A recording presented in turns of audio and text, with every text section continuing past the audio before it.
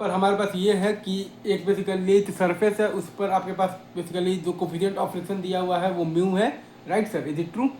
और एक ऑब्जेक्ट को बेसिकली हम लोगों ने आगे की तरफ स्पीड दिया हुआ है तो वी नॉट, वो ऑब्जेक्ट है आपका बेसिकली हॉलो स्फीयर, आगे की तरफ स्पीड दिया हुआ है वी नॉट, और एंटी क्लॉकवाइज सेंस में हम लोगों ने एंगुलर स्पीड दिया हुआ है 3 वी नॉट बाई आर। ठीक है, तो आप देख पा रहे हैं कि यहाँ पर आपके पास क्या हो रहा है, तो फॉरवर्ड स्लिपिंग हो रहा है, तो काइनेटिक फ्रिक्शनल फोर्स आपका लगेगा बैकवर्ड डायरेक्शन में लगेगा to make V equal to omega. यहाँ पर आपके पास क्या हो रहा है, बेसिकली फॉरवर्ड स्लिपिंग हो रहा है, तो काइनेटिक फ्रिक्शनल फोर्स आपका लगेगा बैकवर्ड डायरेक्शन में लगेगा to make V equal to omega, right. अब अगर आप ध्यान देंगे, ठीक है सर, अगर आप ध्यान देंगे ना सर, तो ये वाला जो पॉइंट है ना आपके पास सर,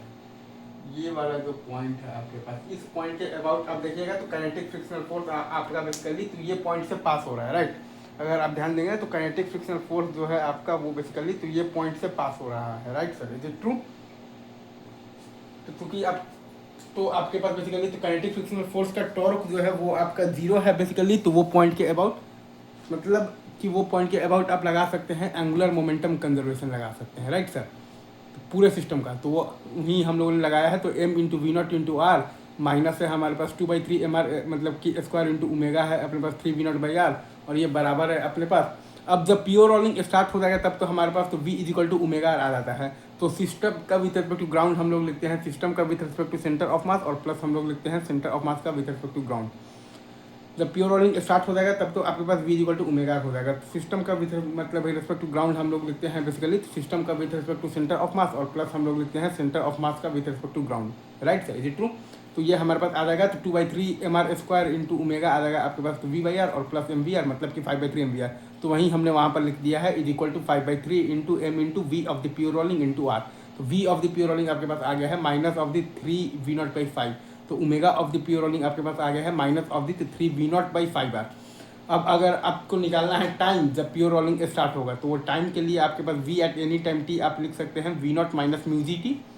क्योंकि आपके पास काइनेटिक फ्रिक्शनल फोर्स है जो कि लग रहा है बैकवर्ड डायरेक्शन में। तो v at any time t आप लिख सकते हैं v naught minus mu G T, और ये बराबर है आपके पास omega at any time t। अच्छा, अल्फा इज इक्वल टू होता है आपके पास torque by I, alpha is equal to होता है आपके पास टॉर्क बाई आई, तो mu M G R by I है आपके पास, आई है आपके पास 2/3 into M R square into T. Alpha is equal to होता है आपके पास टॉर्क बाई आई, तो mu M G R by I है आपके पास 2/3 M R square into T, और माइनस आपके पास जो ओमेगा नॉट था बेसिकली तो 3 V not by R, right sir, is it true. ये है आपका basically omega at any time T into are.